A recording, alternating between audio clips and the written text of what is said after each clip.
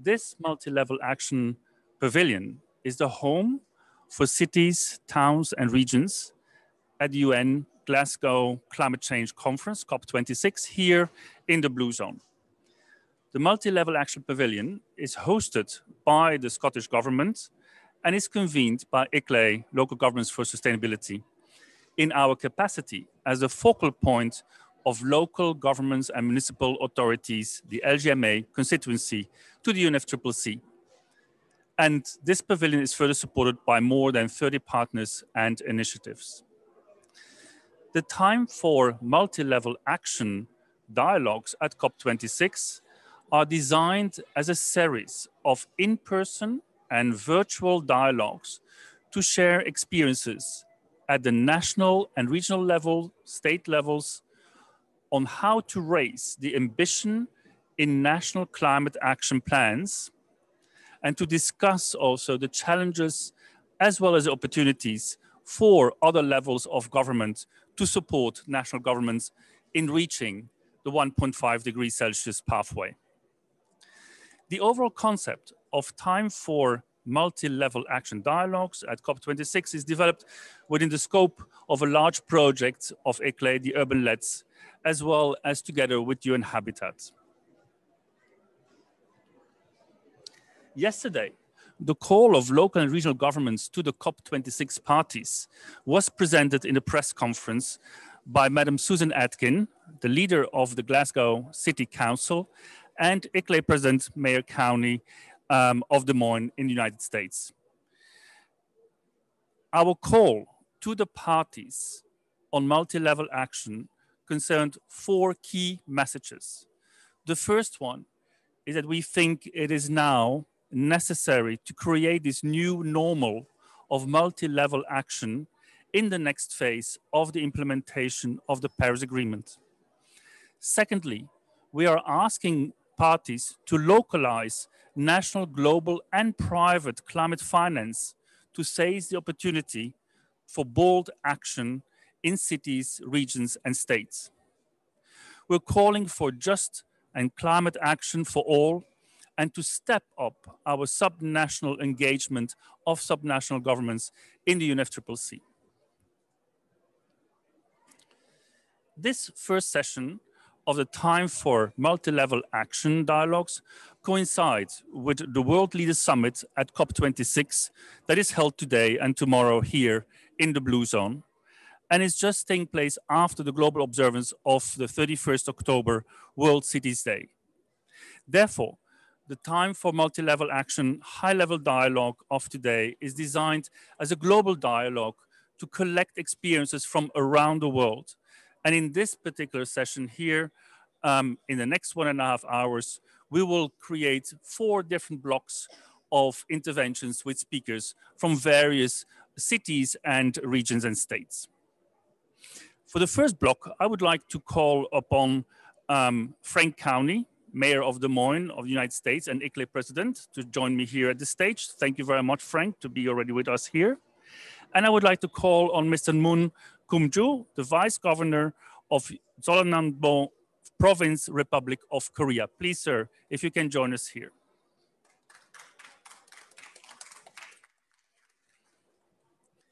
So I would like to start with Mayor County and ICLEI President. And Mayor County, perhaps if I may ask you, just share from your perspective, in particular in the United States, how you see the collaboration currently, multi-level collaboration from a city level, a state level, and federal level.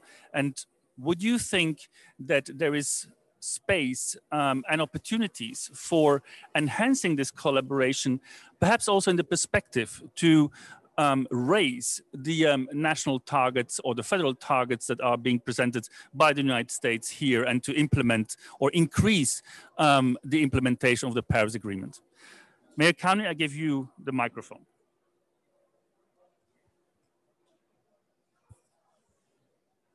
Thank you, Gino. Can everybody hear? We're good? Okay. I think you present a interesting question, because it's different as we try to engage all levels of government. And from the national level to the state level, to the county level, to the local city level. And we have opportunity, but also there are some areas in the United States, for instance, where there's various levels of engagement that to me are not quite reaching the level that they need to in terms of understanding the science, in terms of everybody working together to do the baseline studies so that we know in our local government levels, at our counties, at our states, and across the country, where the emissions are occurring and what has to happen. In Iowa, for instance, our situation is different than it may be on coastal regions or whatever, but I will say that we feel like we have a great opportunity in Des Moines, for instance, and we are partnering with private industry, we are partnering with business, and we are looking for a 24/7 carbon-free energy 365 days a year in our city by 2035. And the hurdle to get over as you start thinking about it, we're about 83% there now. It's that last 17% with the backup that's occurring at the moment with carbon-based, either coal or gas or whatever, to support people's energy needs. What we have to do, at least in my opinion, is to work very hard on energy storage, which may be batteries, may be other things. We have to look at hydro, we have to look at geothermal, we have to look at every option. But Gino, to your point, we've got to bring all levels, everybody together. We have to make a city investment. We have to have a private investment. We have to have business understand what our needs are. They have to understand what their needs are. They need to do their own baseline studies and benchmarking. And ICLEI, by the way, can help them get there. But as we move forward, to make this happen across society and across my state, across our country and around the world, it's going to take all of us working together to make that happen, because there's going to be a great deal of financing that's going to have to happen to put the grid together, to harness the renewables. And in Iowa, we're using a lot of wind. In other areas, there might be opportunity for a lot of solar. But it's going to take an understanding of what those opportunities are and a commitment on the part of everybody to make the necessary investment to make it happen. And what do I think our opportunities are now? With this new administration in Washington, they have stepped up and said that they are going to try to work with all levels of government and bring us all together to have not only the conversation, but work towards a funding mechanism that can move us quickly forward to this 24/7 goal. So I'll turn it back to you, Gino. Thank you very much, Mayor Cowney.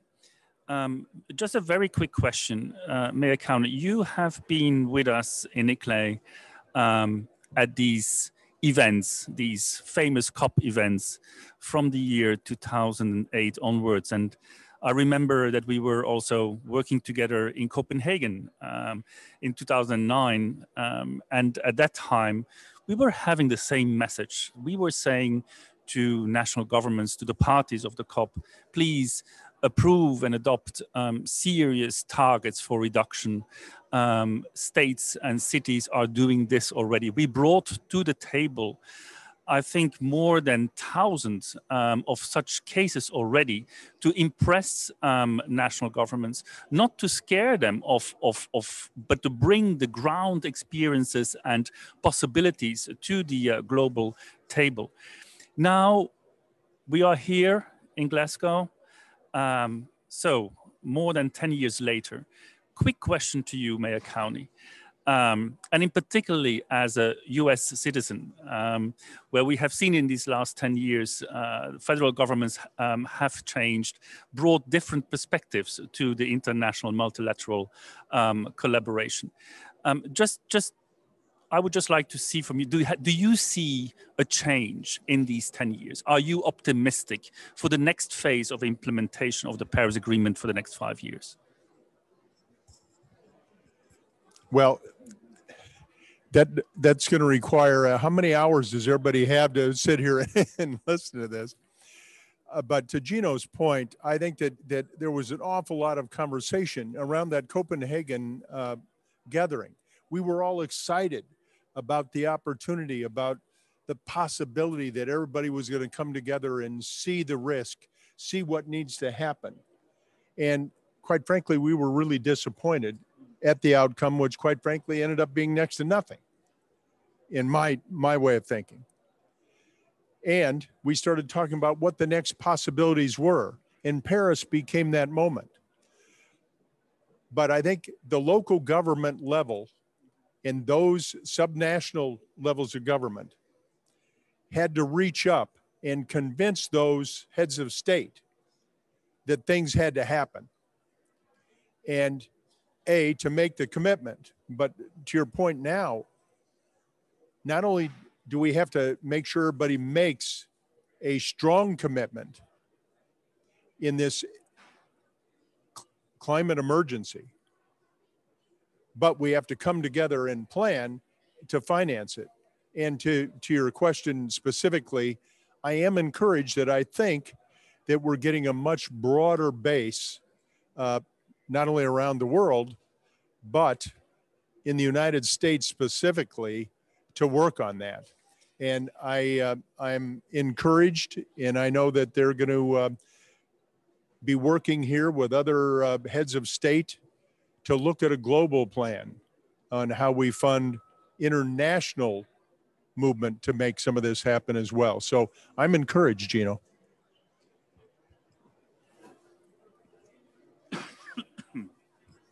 Thank you very much, Mayor County. I would like to move now to Mr. Moon, Vice Governor of Solonam-do Province in the Republic of Korea. And sir, you come from a country that in the last year in particular has demonstrated on the international arena an enormous amount of ambition. All local governments and provincial governments in Korea have declared the climate emergency last year. Many of them have declared a target to become carbon neutral by 2050. And I believe your province and you yourself have supported that particular target. So I would maybe also here to come back to May County to say this is really encouraging to see how subnational level has stepped up together also with the national government of Korea. So, Mr. Moon, if you allow me, 2 questions, please. First of all, I know also that your province is, you have a lot of metal industry, other heavy industry that is under the control of your national government. So are you seeing any problems between the collaboration national provincial government to achieve the carbon neutrality target that you have set for your jurisdiction, for your province by 2050? Mr. Moon, I give you the floor, and I think that you have also a PowerPoint presentation. So if you would prefer, you can speak from the corner there, and you can see the PowerPoint here on the screen. Yeah, maybe then you, yeah, that's good. Thanks.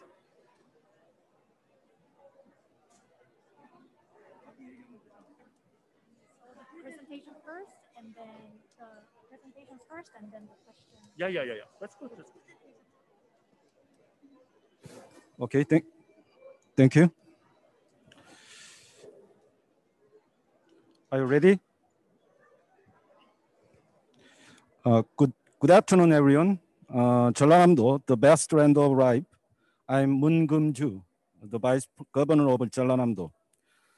Recognizing the seriousness of the global climate crisis, our province declared the 2050 Jeollanam-do carbon neutrality vision in March 2021 with the goal of a healthy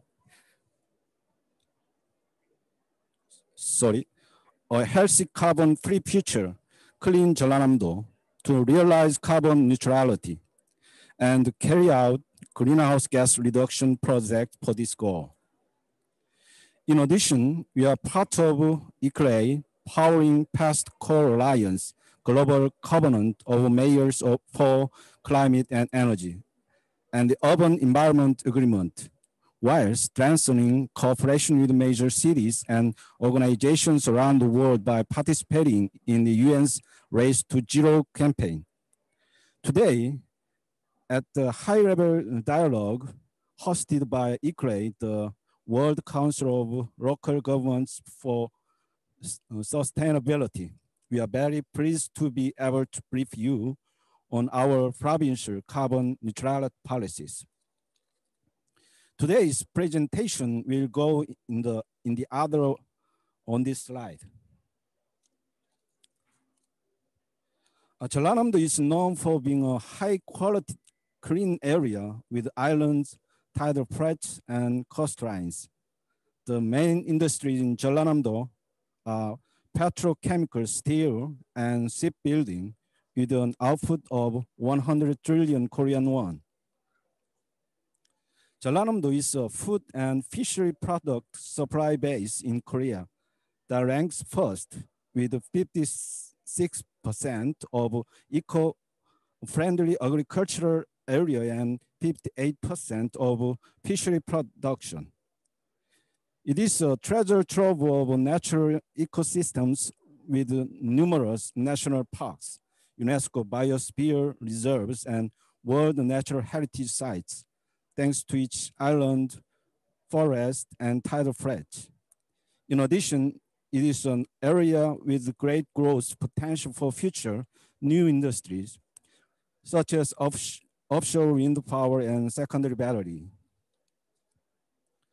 Jeollanam-do, in the era of climate crisis, is experiencing losses in production, such as agriculture and fisheries, due to various climate change disasters. Therefore, it is an urgent task to transform the main industry, such as petrochemicals and steel, which emit large amounts of greenhouse gases, into low carbon industries. We believe Jeollanam-do will take the lead in climate change response as a region where crisis and opportunities coexist.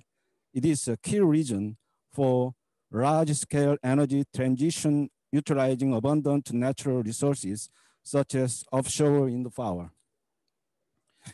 Currently, the global village is experiencing devastating damages due to climate change. In the case of Jeollanam-do, it suffered great damages due to the longest rainy season in 2020. In this era of climate crisis, we Jeollanam-do are together with the world.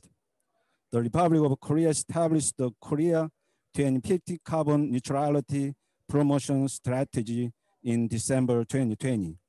And Jeollanam-do held a ceremony to declare the 2050 Jeollanam-do Carbon Neutrality Vision in Yeosu last March.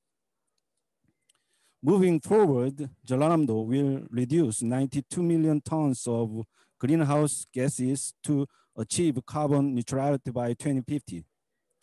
We will reduce 26 million tons via clean energy, 39 million tons via clean industry, 11 million tons via clean living, and 20 million tons via carbon absorption through forests. We will reduce 92 million tons of greenhouse gas emissions, which is more than 40% by 2030, and achieve carbon neutrality by 2050. In order to realize this goal, Jeollanam-do will build an 8.2 gigawatt offshore wind farm in the clean energy sector, build a hydrogen economy system using LNG and green hydrogen, and build a smart energy independent port. Next, in the clean industry, we'll create a smart low carbon industrial complex and phase out coal-fired power plants to transition into a low carbon industrial structure through the development of new carbon neutral future technologies. Next, in the field of clean living, we'll supply 100% of eco-friendly vehicles, realize smart agriculture, livestock, and fisheries sectors using ICT, establish zero carbon buildings, and create a carbon neutral city. Next, in the field of clean forest, which is the source of carbon absorption, we'll expand carbon absorption by planting more than 500 million trees, creating urban forests, and researching blue carbon tidal flats and algae carbon absorption. In the future, Jeollanam-do will strengthen the cooperative system with major countries, cities, and institutions around the world. In addition, we'll solidify support for carbon neutrality by establishing a carbon neutrality support center, forming a carbon neutrality promotion committee, and establishing a climate response fund. Lastly, for the realization of carbon neutrality, we are promoting the Carbon Hunters Action Movement for voluntary greenhouse gas reduction by residents. Jeollanam-do in the Republic of Korea and 12 cities in the South Central region along the southern coast of Jeollanam-do and Gyeongsangnam-do will work with the United Nations COP. Moving forward, Jeollanam-do will transform into sustainable Jeollanam-do, where nature and people coexist by realizing carbon neutrality. Overcoming the climate crisis and achieving carbon neutrality for future generations, Jeollanam-do in the Republic of Korea will take the lead. Thank you.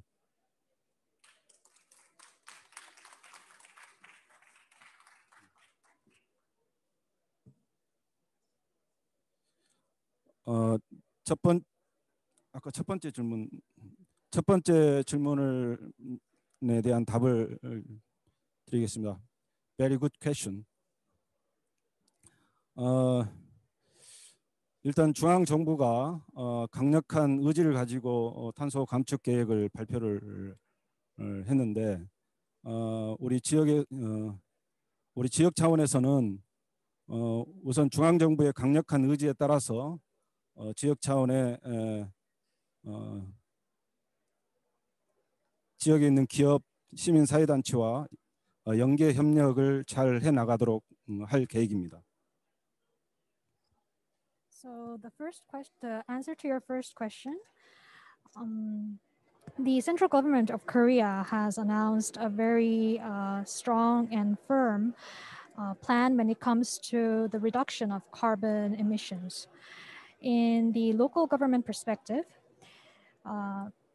according to this strong commitment of the central government, we will cooperate and collaborate with the private sector and the civil and social organizations in order to achieve the central government's goal.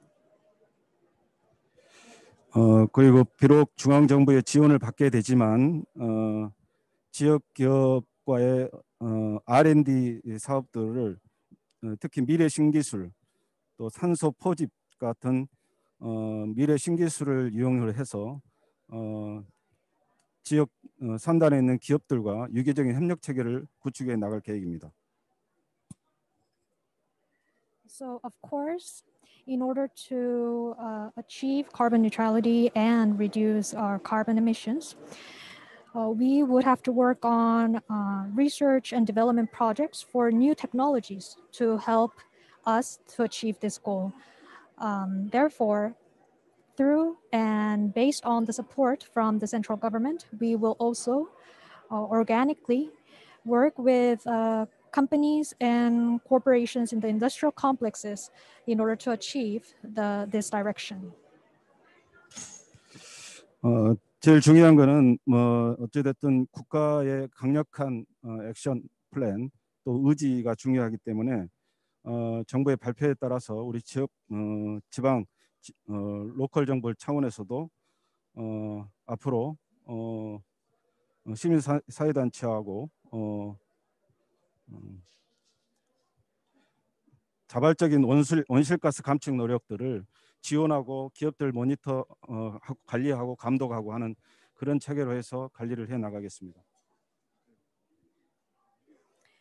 So we believe that from a local government's perspective, the most important factor when it comes to carbon neutrality and the reduction of greenhouse gas emissions is the solid and firm action plan and commitment of the central government. So in terms of being part of the local government, we will continue to work for this target with the help of civic and social organizations, promote voluntary action movements for greenhouse gas emissions, reduction of greenhouse gas emissions, and also collaborate with the private sector towards this goal. 네, 기본적으로 국가가 주도해 나가면 지방은 지원하고 협력하는 그런 체계로 저희들 해 나갈 계획입니다. So basically, with the central government taking the initiative and taking the lead, from the local government perspective, we will work on to support and cooperate with the central government.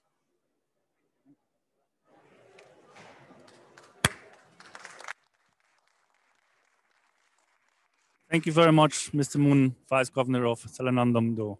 Thank you. I'm looking to my colleagues now because we would like to connect with Ms. Katja Tutto, the Deputy Mayor of Budapest in Hungary. And Mrs. Tutto is also the Rapporteur for Gender and Climate of the European Union Committee of the Regions. So good afternoon, Deputy Mayor. We are very happy to see you so clearly here in Glasgow. So first of all, greetings from our side. And Madam Tutto, I would like to ask you in particularly with regard to the multi-level collaboration that we think is needed to ensure enhanced implementation of the Paris Agreement second phase. I would like to ask you if you could just relate a little bit from the perspective of Budapest, the capital of Hungary, within the European Union, and therefore also acting within the European Union policies, how you see that multi-level collaboration, if that multi-level collaboration can be enhanced, and if so, where, and how would you, or what would you be your wish list that we can take here further to the parties here in Glasgow? Thank you very much, Madam. Please, the floor is yours.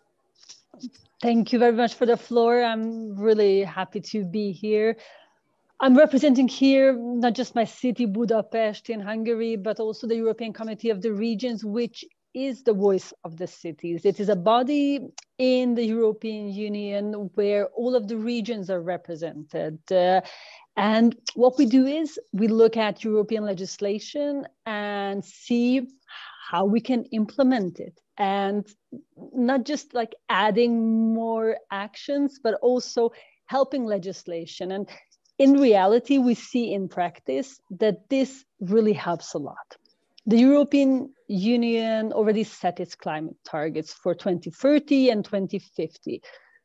Everybody can argue if these climate actions and climate targets are enough or not enough. But what we see is that it's not enough to just set clear targets. We have a climate law, but what we see is in the end, it's all about implementation. And when we look at implementation, it's not just mitigation, it's not just greenhouse gas reduction, but even when we look at it, it's 70% done by the local and regional authorities. So if the local and regional authorities are not engaged and they're not bringing their citizens, the implementation will not happen. And when I look at adaptation, it's around 90%. So having cities and regions on board, it's not just about having fulfilled your climate actions, but it's also in raising ambitions.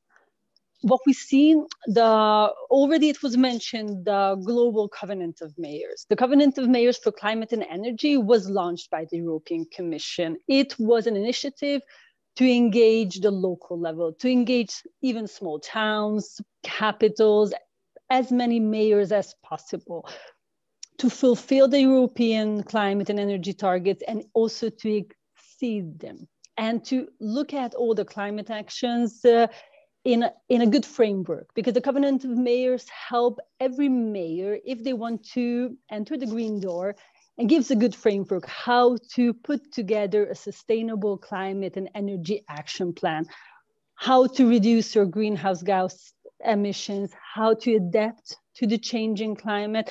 And also there's a third pillar we haven't talked about, is energy poverty. When we talk about nobody should be left behind, it's a reality of European cities and regions. And this is when I come to Budapest, my city. Engaging mayors, okay, I'm here.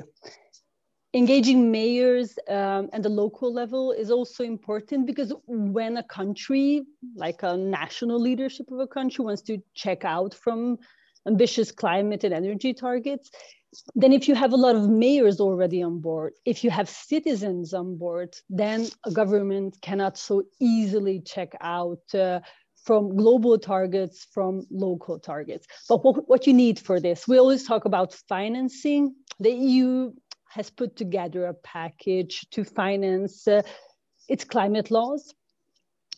And it's also, there is a partnership principle. So engaging local governments, regional governments is very important when it comes to the recovery and resiliency facilities. But also about implementation, what I see in Budapest, because all of our cities and all of our citizens start from a different level. A lot of European countries and cities are already on the green track for like decades. But we have cities and regions where citizens haven't even started, and we expect a lot of change. We expect them to look at their trash differently, to move to a circular economy, to change their ways of mobility, to change their everyday lives, what they eat, their clothing. We are preparing to transform our economies, the way we consume energy, our societies. But too much change without bringing the citizens in and helping them understand why and how, and having them do it in their pace, can also endanger the fulfilling of all these climate targets. So it's what we say is it's always the mayors, the local level, towns, cities, regions who are closest to their citizens, who are like day to day listening to what's happening when we are trying to change mobility patterns. And now, well, most of the Europeans are facing a very, very, a winter coming with skyrocketing energy prices. So when it comes to the realities of climate actions and climate laws, making understand is not enough, and relying on science is not enough. What we experienced in the COVID crisis is that even though it's not just scientific evidence what was available and evident, but even with a lot of people dying, a lot of people didn't believe in science and didn't believe of the science of the COVID-19. So we have to understand this reality when it comes to the climate and energy actions and the science of climate change. This is why what we say is that when we look at implementation, when we look at setting goals, sharing best practices, getting more people on board, having cities in this conference of parties cities being at the table, adding what they know, bringing their citizens is crucial to our common goals. Thank you very much for the floor. Thank you very much, Mrs. Duto. Thank you, Deputy Mayor of Budapest. Please do stay with us. I will move now to our next speakers. But thank you very much for giving your impressions and needs in terms of enhancement of climate action. Thank you very much. Ladies and gentlemen, I would now like to ask to join me here the governor of, sorry, forgot. Please, sir, can you join me here? And I would also like to ask the governor of Louisiana, who must have joined us here, if you can join us here. And you can, yeah, please.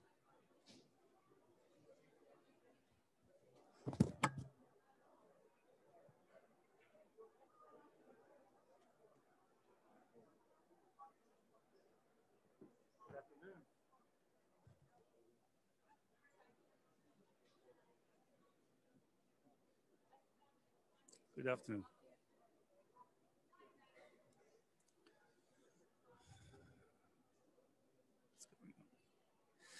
So I would like first to give the floor to Mr. Renato Casagrande, the governor of Espírito Santo, a state in Brazil. And sir, in your state, I understand that you are taking a lot of actions towards green recovery, towards reforestation, as clear actions to tackle climate change and contribution to fighting climate change.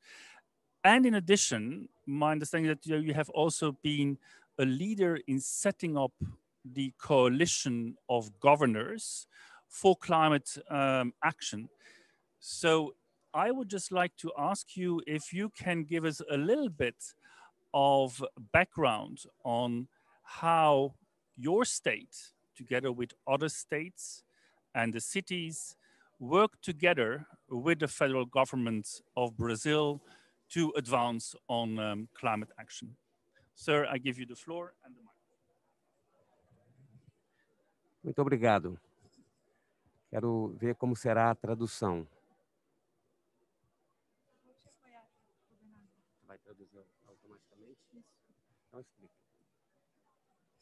I will translate for him as. Muito obrigado.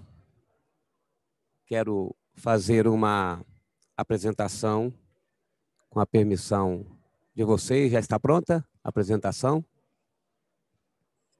Thank you very much. I would like to do a presentation with your regardings. I think they are putting the presentation. Eles estão colocando a sua apresentação. Eu inicio então falando um pouco do meu estado. Eu sou do estado do Espírito Santo. Espírito Santo é uma das unidades federativas do Brasil, que tem 27 unidades federativas. Nós estamos compondo, nós fazemos parte da região Sudeste, vizinho do estado do Rio de Janeiro, vizinho do estado de Minas Gerais e da Bahia. So I would like to introduce my state. Espírito Santo is one of the 27 states in Brazil, and it's nearby Rio de Janeiro, São Paulo, and the southern regions of Brazil. Antes de falar do Espírito Santo, eu quero falar um pouco do Brasil. Nós estamos participando desta conferência. O Brasil precisa assumir compromissos como país, compromissos muito fortes, importantes pela riqueza ambiental que nós temos. Before speaking about Espírito Santo, I would like to speak about Brazil, because we know that Brazil needs to commit with climate change and more ambitious actions. So it's very important to recognize the role of Brazil in this fight. Nesses últimos anos, a situação do Brasil, especialmente com relação ao desmatamento, não tem sido boa. Nós temos visto o afastamento do governo federal do combate ao desmatamento, do trabalho feito para reduzir o desmatamento, e isso tem provocado muitas críticas internacionais com relação ao Brasil. We know that in the past few years, deforestation is a huge problem in Brazil, and the national government it's not like doing a lot of things about it. We are not moving forward, we are moving back, so it's an important thing for us to start. Essa é uma das razões, não é a razão principal é pela importância do tema mudanças climáticas, mas a outra razão é, de fato, o afastamento do governo central deste tema, que fez com que nós criássemos o Consórcio Brasil Verde, coalizão de governadores pelo clima, que eu presido esse consórcio hoje. So regarding this lack of attention of the national government, we created a consortium of governors, of state governors, which I am the president. It's consortium Green Brazil, Brasil Verde. Este consórcio hoje já é composto por 22 estados, 22 governadores, e nosso papel primeiro é fazermos o trabalho para dentro. Cada estado precisa ter um programa de mudanças climáticas com ações na área pública e construir o seu plano, né, de redução das emissões e de neutralidade das emissões até 2050. The first goal of the consortium is that each state that makes part, which is 22 of 27 in Brazil, is that every one of them make their own climate action plans, so they could start the changing from the inside, from the basic. Com isso, nós ajudamos o Brasil a alcançar suas metas assumidas em Paris e espero que reafirmadas e ampliadas aqui em Glasgow. E, ao mesmo tempo, nós temos um instrumento, né, que é o consórcio de articulação nacional e de articulação internacional. This is our contribution to achieve the Paris Agreement targets. We governors in collaboration are making this happen regarding the national efforts. Esse instrumento vai permitir que a gente avance como nós estamos avançando no meu estado. Aí eu falo um pouco do meu estado, o estado do Espírito Santo, onde nós temos o principal programa de reflorestamento, chamado Programa Reflorestar, que já recuperamos de forma ativa 10 mil hectares e estamos fazendo a regeneração de 285 mil hectares de floresta no estado do Espírito Santo. So with these actions, I would like to, with this introduction, I would like to introduce my state, Espírito Santo, that has deforestation, the largest reforestation program in the country. And we already recovered 10,000 hectares of nature forest. O programa nosso de mudanças climáticas tem objetivos de prevenção, de mitigação e de adaptação. E esses três objetivos eles serão alcançados com medidas como essa do reflorestamento, mas diversas outras medidas também de incentivo à energia renovável e de incentivo a financiamentos para obras de adaptação. Our climate action plan is really complete. It takes elements of resilience, of mitigation, adaptation, switching the energy to renewables, and adaptation. É fundamental recursos para a adaptação, e é por isso que o Brasil, e nós estamos alinhados com a posição brasileira, de termos o financiamento, a aprovação dos 100 bilhões de dólares de financiamento para os países em desenvolvimento, porque isso vai financiar projetos de retirada de carbono da atmosfera, mas também projetos de adaptação. We know that adaptation is a challenge all over the world, and we need financing to do so. So we are supporting, of course, the goal of the Paris Agreement of transferring $100 billion to the to the development countries so we can match these goals? O objetivo do Consórcio Brasil Verde é estar junto com o Brasil, e eu espero que o governo brasileiro seja audacioso nesta conferência que está se realizando, para que a gente possa zerar o desmatamento até 2030 e para que a gente possa aprovar aqui nesta conferência o mercado de carbono. So the consumption is a first step, a collaboration step towards helping Brazil to achieve the goals of the Paris Agreement and the goals of the COP26, such as finalize the question about the carbon markets, as well as financing lacks that we have. A liderança é do governo federal, mas os estados podem ajudar o país a alcançar suas metas. É por isso que o nosso trabalho está muito intenso, movimentando e mobilizando todos os governadores do nosso país. We know that the leadership is from the national government, but we are doing our part as states, collaborating and acting together to achieve this net zero commitment regardless. Se a maior contribuição que o Brasil pode dar é reduzir o desmatamento neste momento. Isso é fundamental para nós no Brasil e é fundamental para o planeta.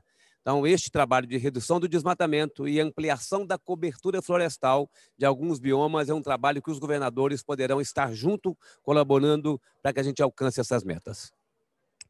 I think the main goal of Brazil is quit deforestation now. It's our main problem, and I think that governors can help by, like some programs that Espírito Santo has of forestation and saving our forests. Agradeço a oportunidade ao ICLEI de estar participando e me coloco inteiramente à disposição. Um abraço. I would like to thank ICLEI, and I'm at your disposal. Thank you.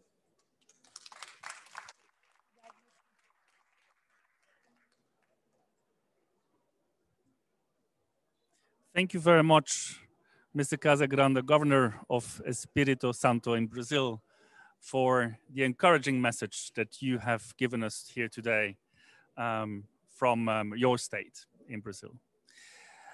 I would like to move to another governor in the US, Governor John Bell Edwards, state of Louisiana. And sir, I was just informed a couple of minutes ago that you were here with us.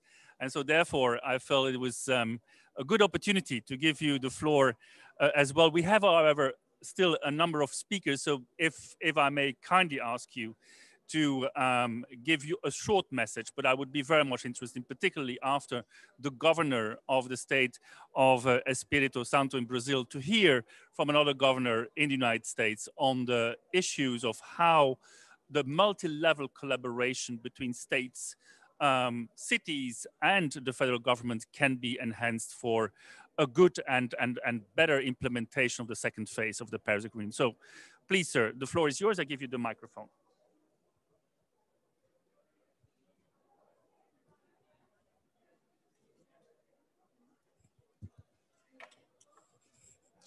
Thank you very much. And there are some very striking similarities between my message and what we just heard from the governor from Brazil. First of all, I think it's important for states, and in our state we have parishes rather than counties, and cities to work together sometimes because you can have more stability and predictability with respect to climate action policy. Especially when the federal government changes party from time to time, moves back and forth, there can be that constancy that we need that hopefully can drive momentum as well. You know, I don't need to tell you all that President Obama committed the United States to the Paris Accord. President Trump withdrew from that. And shortly thereafter in Louisiana, I committed our state to the Paris Accord, net reduction between 40 and 50% of CO2 emissions by 2030 and net zero by 2050. We're all aware of that. But without the state and the cities, the parishes working together, really, it wouldn't happen. And it's particularly important in a state like Louisiana because we are a traditional oil and gas state. But we also are the state in the United States most affected by climate change. You know, the Mississippi River empties into the Gulf of Mexico in Louisiana. For decades, we lost a football field an hour to land loss along the coast. And so arresting that land loss and building more land is what's really important to us. We couldn't do that without a partnership with the federal government. And we actually use our offshore revenues from mineral production in the Gulf of Mexico in order to fund a coastal restoration plan and a protection plan where we spend $1 billion a year in order to build more land, in order to make sure that we're protecting the populated portions of Louisiana from storm surge. This is very important. In the last year, Louisiana has been hit by 5 major hurricanes, 2 of which were very strong Category 4s, the most powerful storms ever to hit Louisiana, and they all happened in the last year. In addition to that, we've had flooding, we've had a winter storm, and of course that all played out during a pandemic. So having a coastal restoration and protection master plan is critically important, but then we have to work with our local governments in order to implement that. So the parishes in the cities, they all get a seat at the table. And we also created a climate initiatives task force to come up with a concrete plan in order to reach those goals that I told you about earlier, where we committed ourselves to the Paris Climate Accord agreement. And that's too, we're working with academicians, non-governmental organizations, but we also work with our local leaders at the parish and the city level. It won't work otherwise.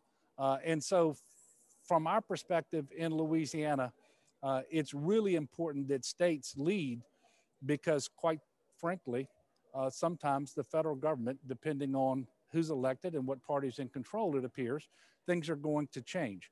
But if we can change in Louisiana, a traditional oil and gas state, which by the way, the energy transition is going to happen whether we want it to happen or not. And so in order to have the economy of the future that we want, where we continue to be an energy state, we're going to have to do more things like embrace wind energy. There will be lease sales in the Gulf of Mexico for wind energy probably in the next 13 to 14 months. We are bringing on utility size solar projects in Louisiana. We announced a $4.5 billion blue hydrogen project in Louisiana last week with carbon capture and sequestration. And so this is an all of the above approach for us, but we work with local governments every single step of the way. And much of the incentive funding that we get to do these things actually come from the federal government. So you can see how this multi-layered approach is going to be key to success. And understanding that you have a lot more presenters, I'm gonna stop there. But I do want to thank everyone here for your presence, for your work in this space. And I want to thank all of the folks at COP26 for the invitation that I received to come here and speak. And it's not lost on me. I'm the only governor from along the Gulf of Mexico to be invited. And it's precisely because we in Louisiana did commit ourselves to reach the Paris climate goals. So anyway, thank you all very much, and God bless.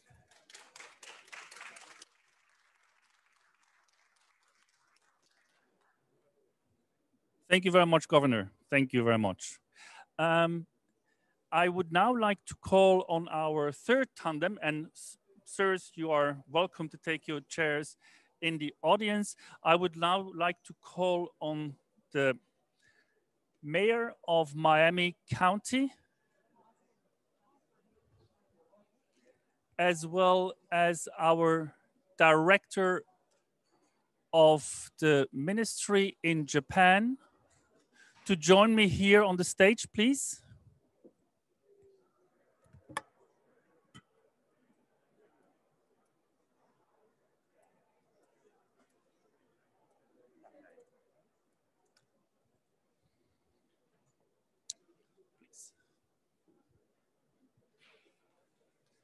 Please join us here in the middle, madam.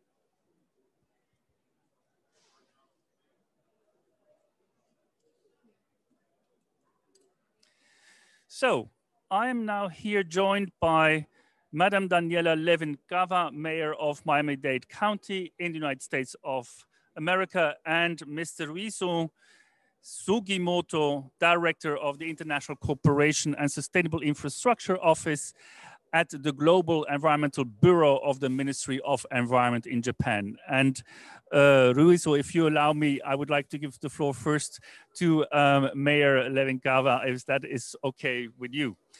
Mayor, we have just heard from Mayor County here and now from Governor Edwards from the United States as well. So can you, from your perspective, Madam, share with us your experiences in Miami, in Miami-Dade County in particular, also a region that has been touched by natural catastrophes and others as well. So what do you do and what would you need others to do for you in the sense of the state government or the federal state, and what kind of support would you like to see them?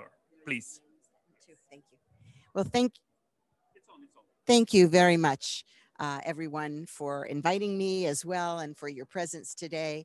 I'd like to say Miami-Dade County is the canary in the coal mine or ground zero for climate change and sea level rise, and has been for many decades. And ICLEI was founded partly by our former commissioner, now clerk of the courts, Harvey Reuven. He was one of our founders, so he sends his best.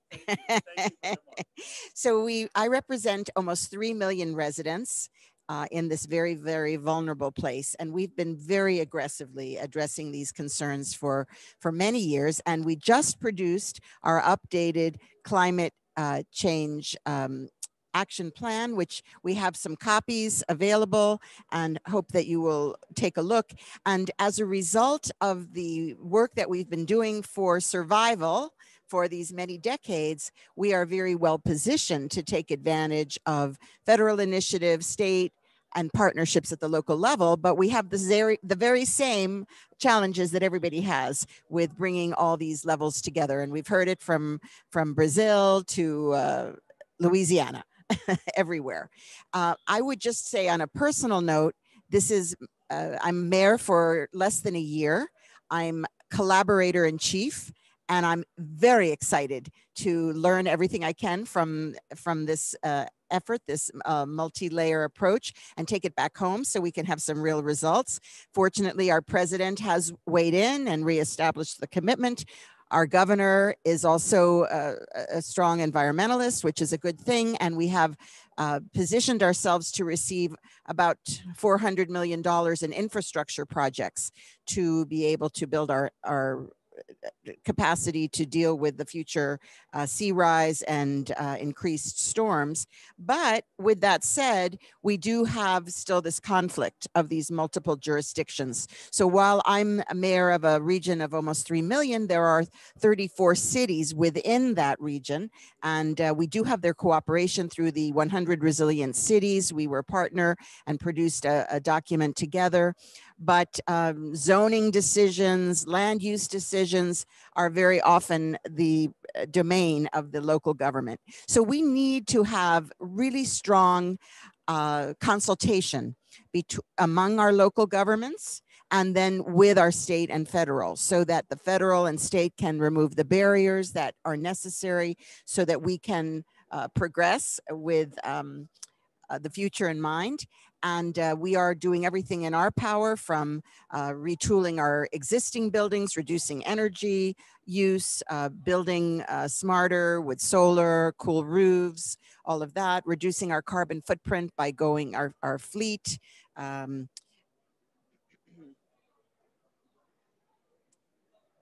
So basically, we've been at this for a long time, but we have still, of course, lots to go forward. We're learning a lot of the creative technologies that are here present in the pavilions, and also very encouraged that I think the whole world is no longer fighting about whether we have a problem and now talking about what are the solutions, with the business sector getting on board, seeing not only the market-based strategies, but their long-term survival having to do with resilience. So I'm feeling very encouraged in my second day here in Glasgow. But I do think it is always about relationships and cross collaboration. So again, I think ICLEI has been at the forefront of this, declared it early on, and now I think we all recognize that this is exactly the approach that needs to be taken. Thank you so very much. Thank you very much, Mayor. Indeed, an applause for you. I would like to give now the floor to Mr. Ruizu Sugimoto, director at the Ministry of Environment in Japan. And the Japanese government also has, in particularly towards the second phase of the Paris Agreement, has very much looked into the opportunities of collaborative action with the other levels of government in Japan to increase their own targets and ambition, and in doing so, supporting on the ground local governments as well. So, Mr. Sugimoto, perhaps if you could, from a national perspective, give your impressions of how this multi-level collaboration from the perspective of national government is really helping you to advance your national policies on tackling climate change, please.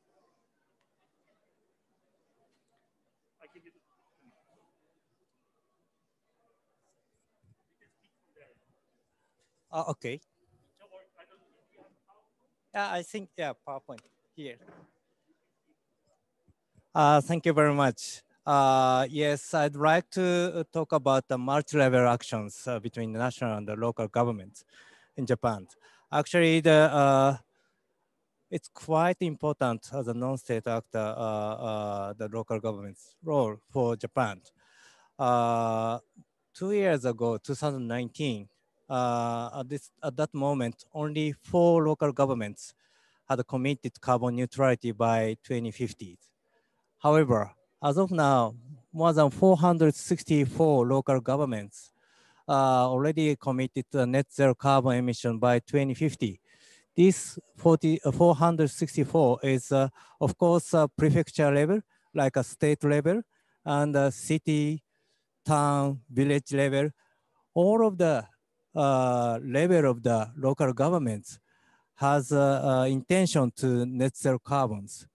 So although each level has a different motivation or different level of the collaboration or different level of the climate action, but we can see that there is a ambition, there is an intention of the local governments.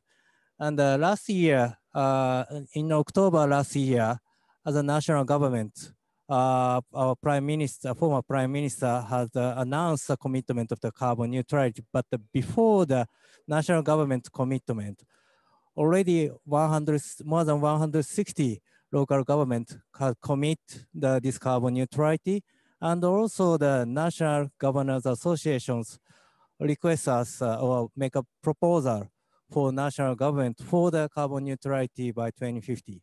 So unless such a governor or mayor's intention or ambitions, we couldn't accelerate carbon neutrality. That's one thing we'd like to share with you.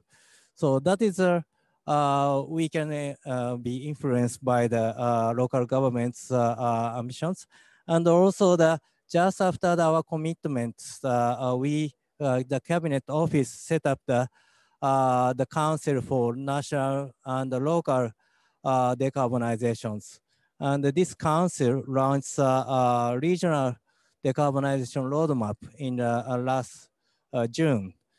This roadmap shared the target. We couldn't say the carbon neutrality by 2050. Rather, we'd like to develop the carbon neutrality area by 2030 in some area as a leading, and then can be shared and can be replicated as a decarbonization domino effect. So our target is to create at least more than 100 model decarbonized area by 2030. For realizing this, national government mobilize a resource intensively by next 5 years to create this model decarbonized regions.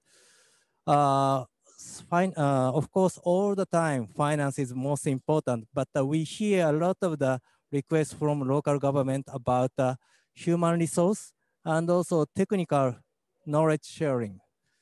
So not only the financing, but also the local government doesn't know how to create such decarbonizations with different conditions with that area. So that's why we will mobilize these 3 items for the regional decarbonization. That is current our policies. Next slide, please. And then, of course, decarbonization is not only for the decarbonization, but we would like to make a synergy with other issues like the population in a local area in Japan, and also aging society to realize that SDGs. For example, the renewable energy introductions can be also make some synergy with disaster prevention capabilities, or some local electricity company coordinated by local government start up some regional renewable energy service at first, but as a second services, they start EV sharing with RE to enhance the capacity of the renewable energy, and also make a kind of the complementary transportation with public transportation. Such kind of the synergy also can be adopted or accepted by the citizens for the decarbonizations. So we would like to develop such kind of the good example for decarbonization as much as possible. That is a decarbonization domino effect. Next slide, please.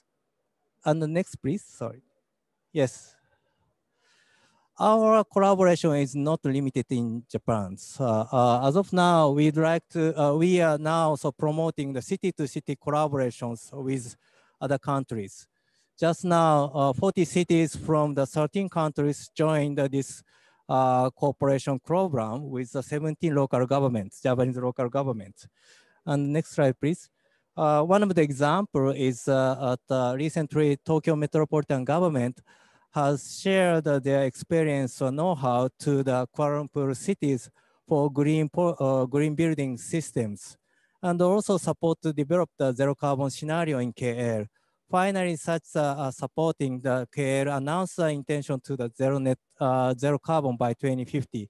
So this is our first case of the decarbonization domino effect in the world. We'd like to promote such kind of the collaborations with many local governments. This is a thank. Thank you very much.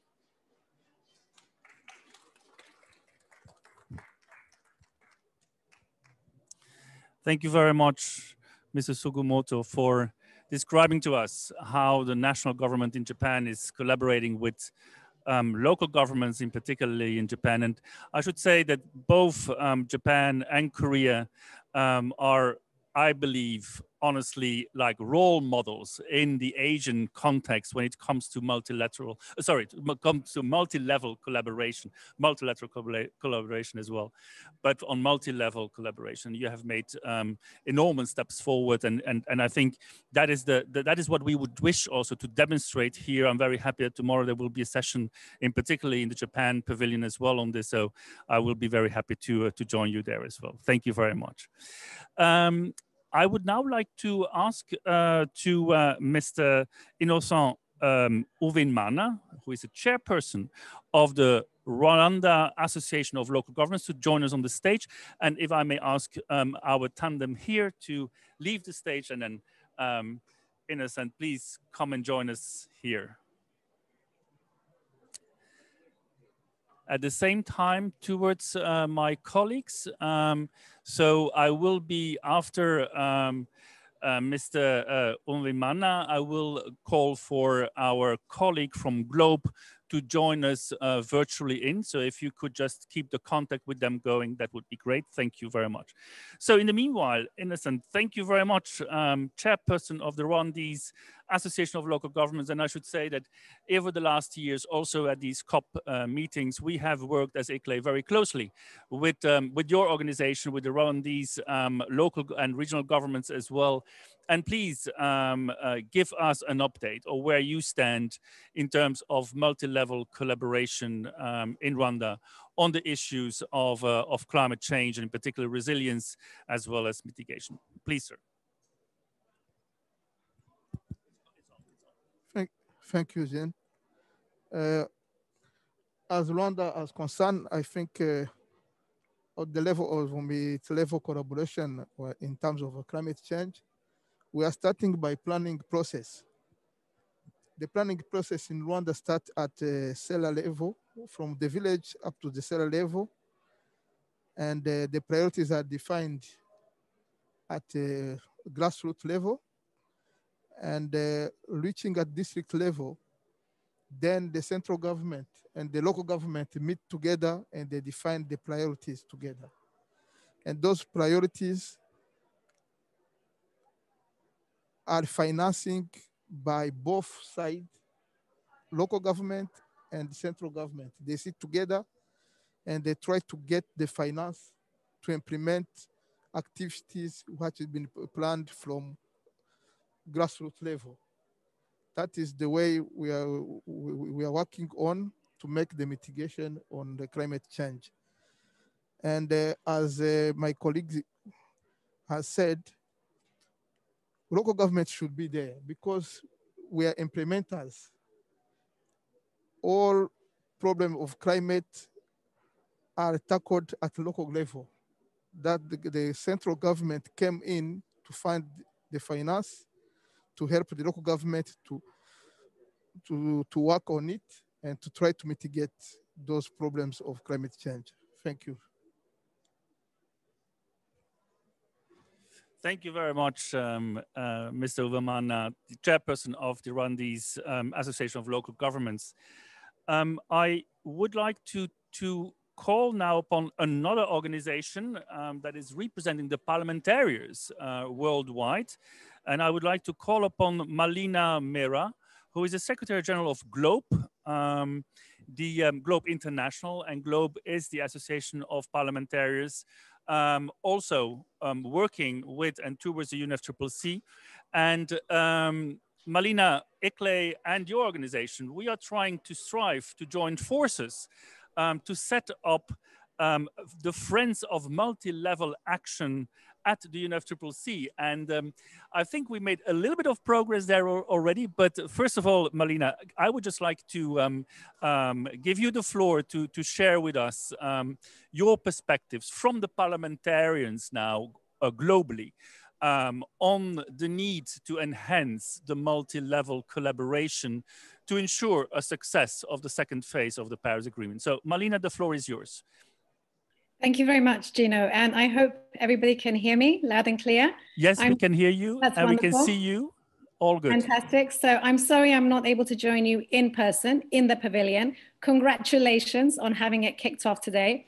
But I'm joining you from Edinburgh, where we're going to be holding a major summit at the Scottish Parliament at the end of this week. And just to back up and provide a little bit more context for Globe International. So you're absolutely right. We are a network of parliamentarians who are champions on the Sustainable Development Agenda. And we were also set up as a non-state actor NGO, which is quite ironic because legislators are seen not as part of the governance system. So we're still connected to the UN system as non-state actors. But GLOBE was set up 30 years ago by leading politicians, then Senators Al Gore and John Kerry and their counterparts in other parliaments in the world, to bring the voice of parliamentarians into the international processes on sustainable development since then, and have been very core to the discussion around climate change. But of course have also been very active as legislators in creating this international architecture of climate change framework laws and policies, which now are just under 2,500 globally. This is the number of climate change laws and policies that we have worldwide. But it's dawned on us, especially since the Paris Agreement in 2015, that the top-down efforts of legislators and the bottom-up efforts of civil society, local governments, and others must meet in the middle. Okay. We must drive multi-level, multi-stakeholder, collective climate governance. And that's exactly why we're very glad to be working with ICLEI to set this process in motion. Thank you very much, Malina. Tell us just a little bit more about the summit that you are going to have next week. So our summit takes place at the Scottish Parliament, and it takes place on Friday the 5th and Saturday the 6th of November. And the focus of currently we cannot hear you. Just one moment, Malina. I think we have a sound problem. Let me just check.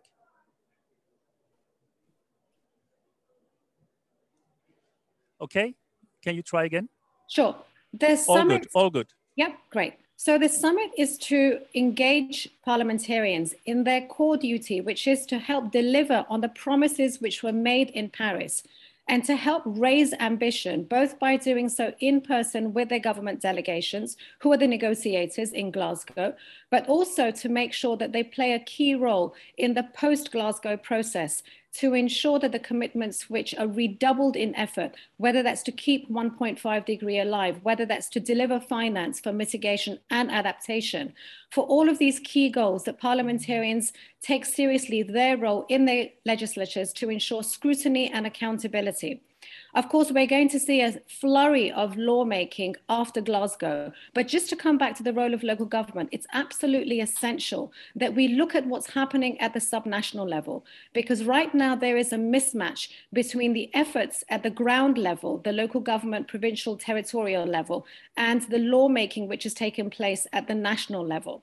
So we at Globe want to make sure that there is more of a harmonious development of governance between the national and the subnational and the local level. And that's what we hope to work with you so that we are able to deliver on the promise of the Paris Agreement for more multi-level, coherent, collaborative action. And the summit will be a key way of delivering on that. We're delighted that we'll be closing the summit with Mayor of Izmir, Tunç Soyer, with us.